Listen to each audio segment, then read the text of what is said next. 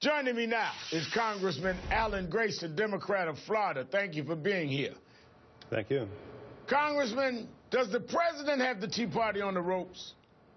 I think so. I think that ordinary Americans are with the president. They're appalled by the Tea Party's tactics, where they come to the president and the Congress and say, if you don't let us steal your car, then we're going to burn down your house. They're appalled by the way the Tea Party cheered on the shutting down of the government, cheered on the fact that we put our credit at risk for a generation to come. And they're appalled by the enormous expense. The fact that this shutdown ended up costing America $24 billion. That's almost $100 for every man, woman, and child in this country. Frankly, they want their money back, and they want the Tea Party out of their lives. At this point, the Tea Party is no more popular than the Klan. Now, Congressman, some on the right are already threatening those who didn't push the defund movement all to the end. Sarah Palin wrote on Facebook, and I'm quoting it, "Rest well tonight, for soon we will focus on important House and Senate races. Let's start with Kentucky. From sea to shining sea, we will not give up. We only just begun to fight."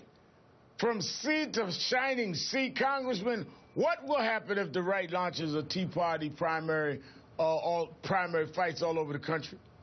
I think it's already clear to people that the Republican Party is on its way out. The Republican Party is going to go the way of the Whig Party, the way the Whig Party disappeared in the 1830s in America.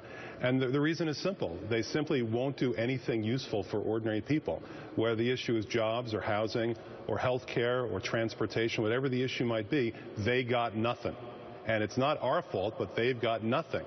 They simply want to bring about the end of days as quickly as possible. That is the ultimate Tea Party Republican desire, to bring about the end of days. The Republican Party has become the largest suicide pact in history, and I hope they don't take us with them. Now, you say they got nothing.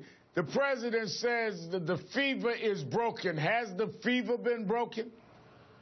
No, not yet. The fever will be broken when we vote them out of office and take back the House next November.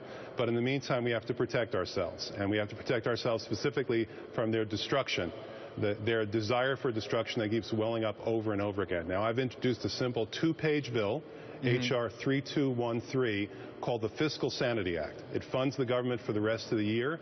It raises debt ceiling until the end of next year, until after the elections, when we can safely deal with these problems.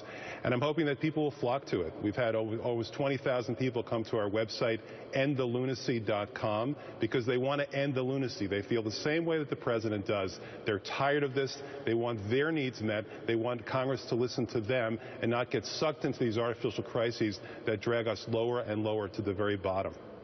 Rush Limbaugh says the problem is there weren't enough Ted Cruz's. Take a listen to this. Can you imagine in this last fight if we would have had 5 or 10 Ted Cruz's? Can you imagine the different dynamic?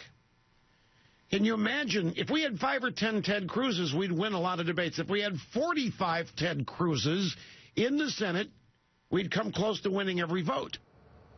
Clearly, the right-wing talkers aren't giving up.